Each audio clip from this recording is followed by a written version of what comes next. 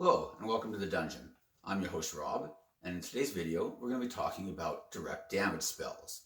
Now, for those of you who watched my previous video about battlefield control, you probably got the impression that I'm not really a big fan of damage spells, and that's partly true. The truth is I just think that battlefield control is generally more effective, and there's a lot of reasons for that, which I talked about in the other video, so I'm not going to go into them a lot. But the biggest thing is that damage just doesn't scale as well as monster hit points.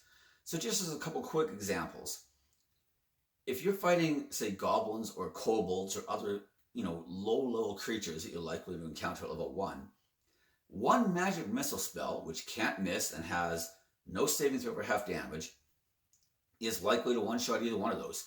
Kobolds have an average of 5 hit points, according to the Monster Manual.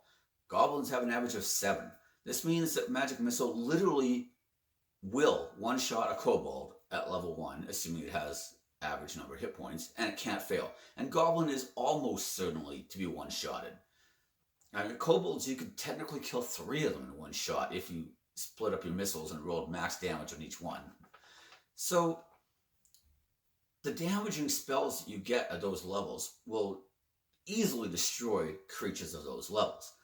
But by the time you're fighting, like, say, CR2 creatures, for example, an Orc-Eye of Gruumish has 45 hit points already. An Orog has 42. The CR4 Orc Warchief has 93 hit points. By the time you're fighting Orc Warchiefs, your damage spells still they're just not keeping up. I mean, think about this for a second. Disintegrate probably won't do 93 damage in one shot. Finger of Death probably won't do 93 damage in one shot. And those are 6th and 7th level spells. And this is against an Orc Warchief, which is a CR4 creature already. I mean, you might not even kill the Orog or the Orc-Eye of Gruumish. It's entirely possible that those could survive a Disintegrate or Finger of Death. So, some of the most powerful single target direct damage spells in the game aren't even necessarily effective against CR3 and 4 type creatures. So, that's the first problem. The damage spells don't scale. And the fact that, a CR or a CR4 creature might survive Disintegrate or Finger of Death means that things like Magic Missile are almost certainly useless against it. And that's not to say that Aeroba Stars or Wand of Magic Missiles isn't so great, because those allow you to just basically free upcast on Magic Missile, and it becomes a pretty reliable, steady source of damage. But the point is that the monster hit points are outgrowing the damage spells that you have at a pretty astronomical pace, especially once you start hitting level 7 or 8 or so. Then the monster hit points really just start to escalate up.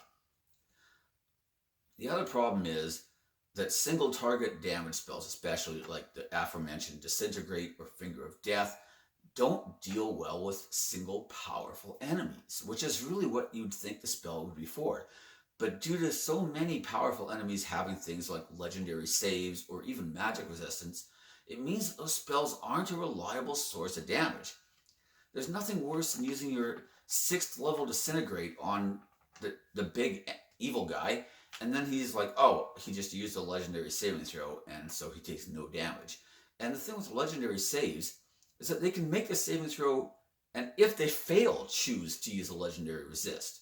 So, they get a chance to roll, so they might not even use a legendary resist at all. They could just pass.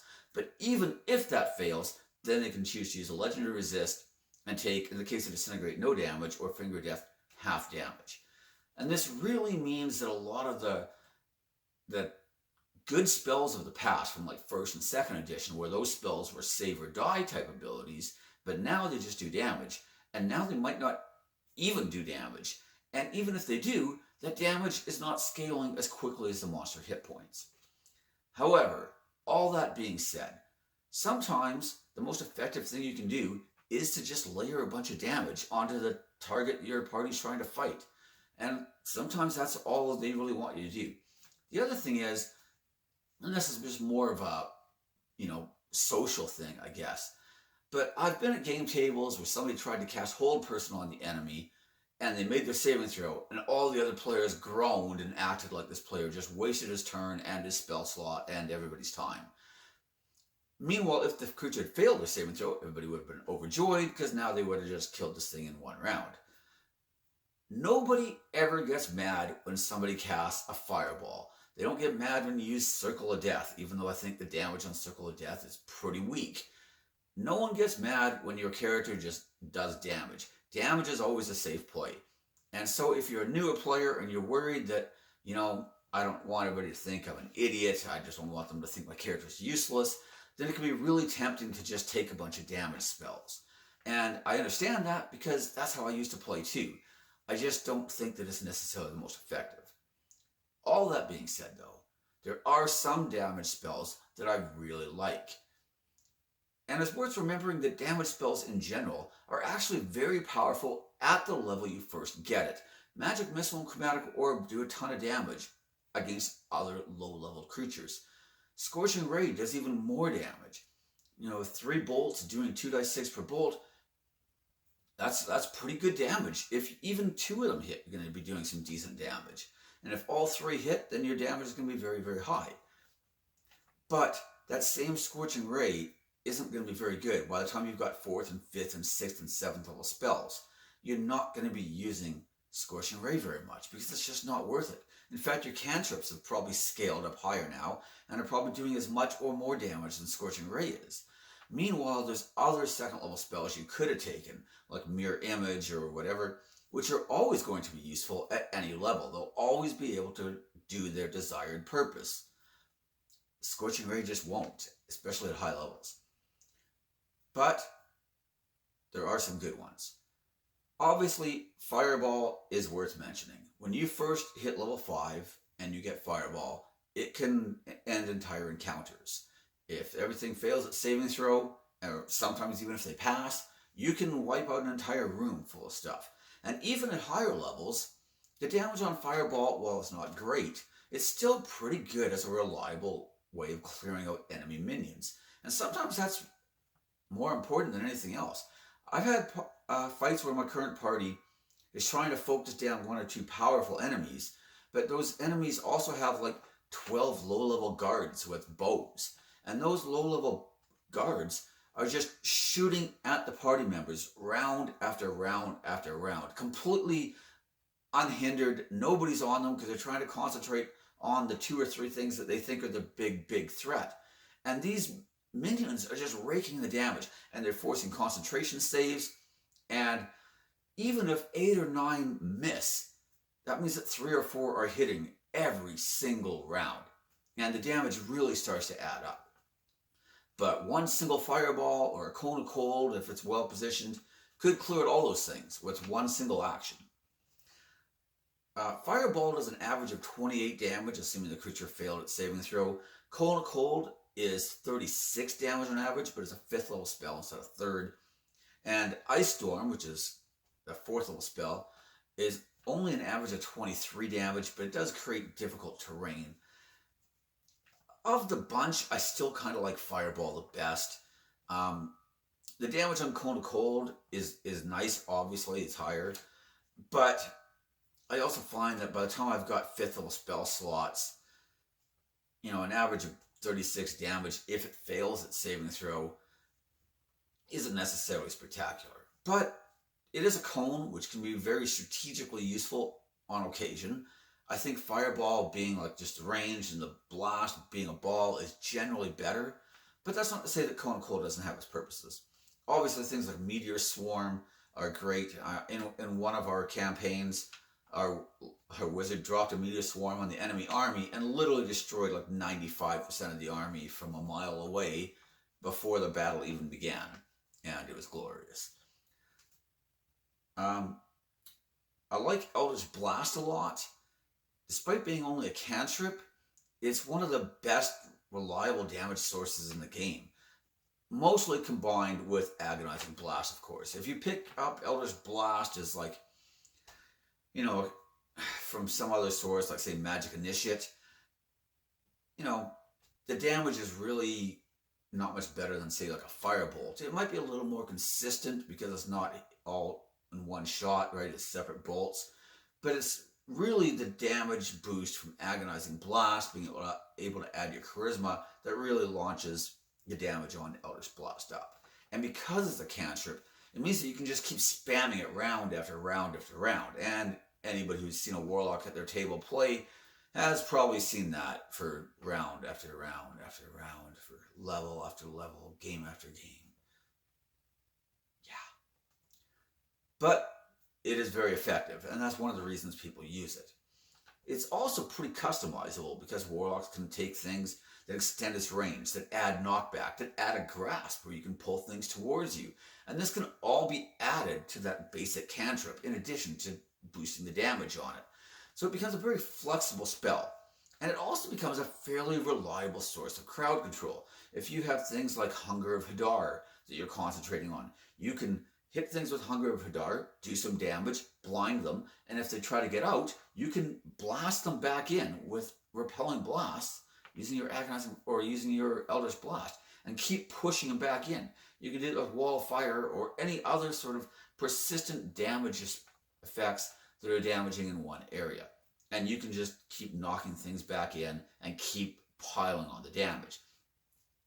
The fact that it's so customizable and the fact that the damage is pretty good, combined with it being a cantrip and having infinite uses, makes it, in my opinion, one of the best damage spells in the game.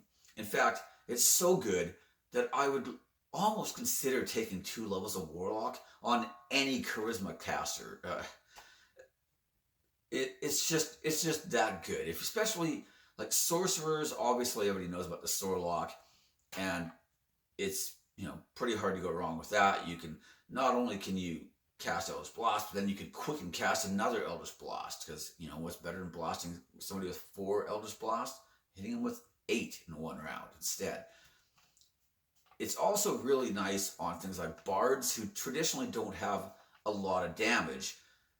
And if you only took 2 levels of Warlock, your bard could still get to 18th level and get Wish from its magical secret. Just throwing that out there. It's also not a bad choice for paladins who are looking for a ranged damage option. But like I said, any charisma caster can really benefit from just a couple levels of Warlock, to be honest. The next one I want to talk about is Spiritual Weapon. And the reason I like Spiritual Weapon is because it's persistent. And we're going to see that most of my other top damage spells all have this in common. Because the damage on direct damage spells scales way more slowly than monster hit points, as I've already mentioned. But if you can do that damage round after round after round, it starts to add up and becomes very significant very quickly. The nice thing about Spiritual Weapon is that it doesn't require concentration, and it's only a bonus action to cast, which means that you could run into melee, hit somebody with your hammer, cast a Spiritual Weapon, hit them with the Spiritual Weapon, and then round after round, that Spiritual Weapon is still able to keep dealing damage. You can even maintain concentration spells, like say a Spirit Guardian or something like that, while using your cantrip or melee weapon damage and using Spiritual Weapon, and just layer on damage sources one after another. It's also force damage, which is in common with Eldritch Blast, I should have mentioned that. And force is one of the least resisted or immune damage types in the game. Almost nothing is immune to force damage, making it one of the most reliable damage sources you can have. It scales not particularly well. If you use a 4th level spell slot, then it goes to 2d8 plus your wisdom bonus. And if you use a 6th, it goes to 3d8, and with an 8th, it goes to 4. But I don't think I'd ever bother going above 4th level. 4th level's maybe not bad if you're high enough that you have a lot of spell slots. But in general, it's probably best at like a 2nd or 4th level spell cast only. The next one I've already kind of touched on just briefly a moment ago, and that is Spirit Guardians. And again, Spirit Guardians is going to do consistent, round after round, persistent damage. It also adds a nice like snare type effect, creating difficult terrain. And although it's centered on you, unlike a lot of spells that are centered on the caster, you can pick and choose what's going to be hampered by the Spirit Guardians. meaning that you don't have to hit all your allies. You can cast this in the middle of the fray with people all around you and pick which ones take the damage and which ones don't. It also scales extremely well, going up by an extra 1d8 damage per spell level cast above 3rd level. So, well, it's only 3 at 3, 4 at 4, 5 at 5, 8 at 8, and that damage is happening round after round after round after round. When you compare it to Fireball, Fireball tends to do way more damage up front, but it's a one-time thing. Spirit Guardians does the damage round after round. And I think that Fireball ends up being better against stuff that doesn't have a lot of hit points that you just want to clear out really quickly. Spirit Guardians does better against mid-level stuff where maybe you have 5 or 6 creatures on you that are all like CR4s and 5s, and they have enough hit points that you're not going to be able to just beat them down really quick, but they're not enough of a threat that you want to start throwing down all your high-level spells. Spirit Guardian ends up being a perfect choice in something like that, where you can just damage a bunch of them, help your party get through them a little quicker, and not have to use a lot of other resources. That could be the only spell your party even needs in the entire encounter, for example. Animate Objects is one that has a lot of versatility. I've seen people use animate objects to get through dungeon doors that they couldn't figure out how to get through. They just animated the door and got it to leave, and then they could proceed down the hallway. I've seen people use it on giant statues to turn them on, their owners or whatever. In one of Treat Monk's videos, he talked about how he had a player at his table who would cast it on their coins. They'd have a coin purse, they'd throw the coins on the ground, they'd then animate all objects on the coins, and because the coins don't have appendages, it specifically states in the spell, if they don't have any other way of moving, they all gain the flying attribute. So now you have coins that can fly 30 feet per round, and they do a truckload of damage because you can animate up to 10 of them at once, and each one's doing like 1d4 plus 4 damage. So if all 10 hit, you're looking at 10d4 plus 40 damage. I even saw one video, I can't remember from who, I wish I could, otherwise I would link them in the description, but they talked about how they used it on a dragon and animated coins from his own horde and got those coins to attack the dragon. It has a ton of flexibility and it does a ton of damage. And like some of the others, it's also persistent, so you can do that damage round after round after round. Now, in general, like I've mentioned earlier, I'm not as big a fan of the damage spells as I am of a lot of other spells. In fact, even summons. I'm going to do a video about summoning and looking at different classes and summoning spells and different builds if you want to be a summoner type. And generally, I think that those type of builds tend to be a lot more efficient. But persistent damage specifically is actually really, really good. And I think all the spells that I just mentioned, of all of them, it's funny because Fireball, Cone of Cold, Ice Storm are probably the weakest of the bunch, but they're like the ones that have the best reputation, which I find kind of interesting. I would like Disintegrate and Finger of Death a lot more, and I still kind of like them on, like, say, a Sorcerer, where you could hide and cast it and give the target disadvantage, or even twin cast it and hit 2 targets at once. But my problem with them is that they're only good against a single target. And anything that's powerful enough that I'm going to want to use a 7th level spell slot, like say Finger of Death, is probably powerful enough to have at least magic resistance, if not legendary resistances. And that's just going to make the spell kind of useless. And I mentioned this in the Battlefield Control spell, or in the Control video, but as much as I like Finger of Death, and I do, I'm not trying to rip on Finger of Death, it is a really good spell, but it's best used against, powerful minion types at high level, not against the actual guy you need to kill.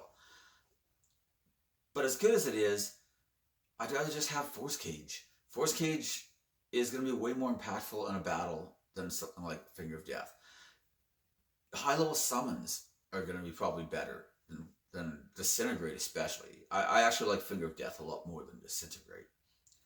It is worth mentioning though that for a bunch of these spells that I've just been complaining about, like Horrid Wilting is not particularly good damage for the level. Circle of Death is really weak damage for the level, although the AoE is phenomenally huge. So it's still, there's a niche for it, I think. Finger of Death. On Necromancers, I like these spells a lot more because you can regain life when you cast Necromancy spells that end up like dealing lethal damage to a target. So if you bring it to 0 hit points or less, you can regain hit points.